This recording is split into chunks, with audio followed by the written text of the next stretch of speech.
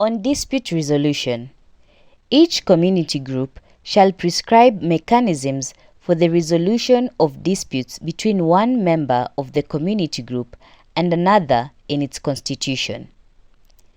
If a dispute occurs between one community group and another community group, the parties shall refer the dispute to the Sub-County Social Development Committee, which shall hear and determine the dispute expeditiously.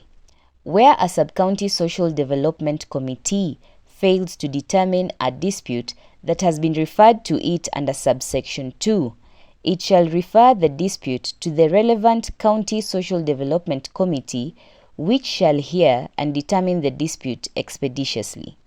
Where a County Social Development Committee fails to determine a dispute referred to it under subsection 3, it shall refer the dispute to the Director, who shall hear and determine the dispute expeditiously.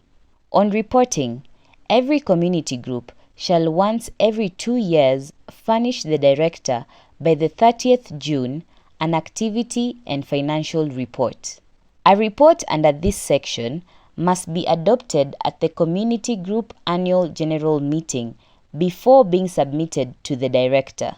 Where a community group is unable to comply with the report, it shall notify the Director stating the reasons it is unable to comply. Any person who makes a false entry or compels another person to make a false entry or to omit any matter in the report commits an offense under this Act.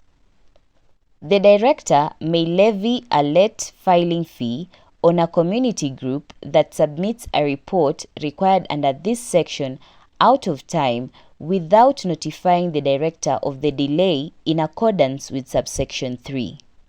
The Director may suspend the certificate of a community group that fails to submit a report required to be submitted under this section until the community group submits the report. A community group registered under this Act shall keep a register of its members, which will contain the name and contact address of each member and the date of admission into membership.